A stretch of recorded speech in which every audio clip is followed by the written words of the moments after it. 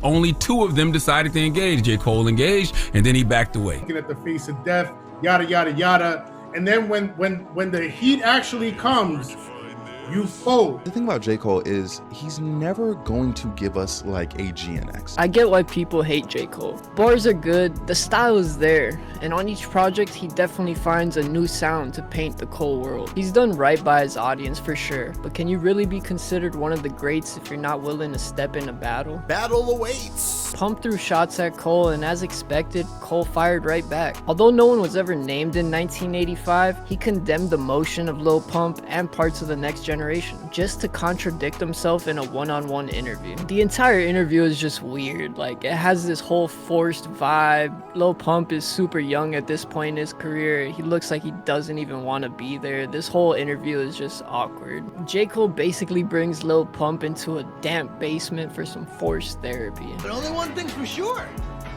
You're in the wrong basement. And basically goes back on everything he said in the actual diss. He started complimenting bro, telling him how smart he was. Like, this whole thing just does not make any sense. This turned 1985 into a publicity stunt for KOD. We should have known. The album literally has a song about Kevin Hart's affair called Kevin's Heart. Super performative. KOD itself has a consistent tone of tutelage, generational curses, drug abuse, but it's all performative. It's good, but it lightly scratches the surface on drum breaks. Kevin Hart came out with full consent of the song and even worked with the Dreamville leader on it. What did a rich comedian's love life have to do with your fans or your community? At the end of the day, you can have whatever opinion you want, but stand on that shit, or else we'll question everything you've done like now. Alright, I gotta be 100% transparent.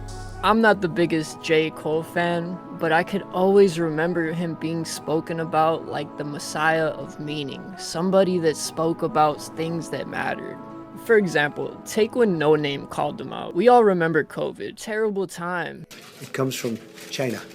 Most of us were stuck at home, stuck on our asses with literally nothing to do. It was a time that every person on the planet looked towards somebody with a voice. But we learned not everybody was as outspoken as they appeared to be. No Name called out Kendrick and J. Cole in a tweet critiquing their performative nature. She was basically saying that their lack of speech showed ignorance to the issues that they built their whole careers on. And did J. Cole acknowledge these critiques? No. The Messiah of Meaning decided that he would make a diss track in which he still says nothing. Which is still kind of crazy, because how are you gonna diss No Name and Lil Pump, but you scared to jump in the fucking ring with Kendrick and Drake?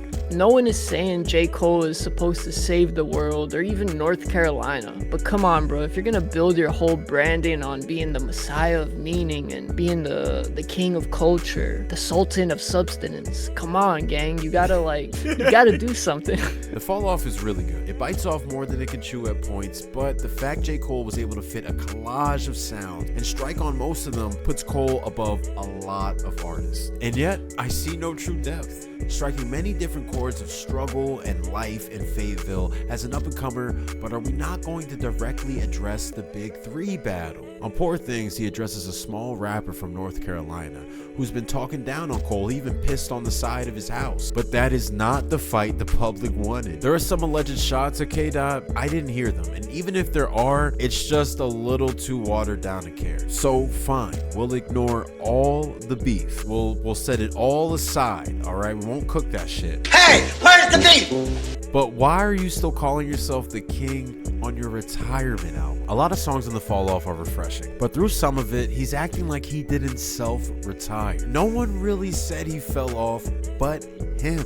The last 10 years of his career have been tiptoeing in and out of self-harm. I wouldn't be surprised if he weasels his way out of retirement. As Jermaine via J. Cole. I'm a rap probably, I'll hop on a song probably. I might even fuck around if I get inspired enough. I may do an album, but I don't care to continue that story. Just go back to Mike Delete Later. That was a great comeback. Just for the title to be sorta true. J. Cole deleted all aggression, controversy, and acknowledgement of that project. J. Cole is a great rapper, and I'll be honest, I think he definitely serves his space in this industry. He has his core group of fans, and people definitely love him, and that's what the industry needs. But I think we're in an era where we could definitely start fact-checking some of these rappers, and you know, if you're gonna claim to be the greatest of all all time, you gotta be willing to put that title on the line. I think it's time we call out his lack of acknowledgement on real issues. You know, if you're gonna be the messiah of meaning, let's have some real meaning. Let's have some action behind the meaning. Let's have some real substance. I agree, because sure, he's made some quick responses to people and issues, but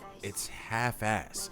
He's too safe. J. Cole may not stand for anything that isn't himself. He's a great performer, but that may be all he is at his core.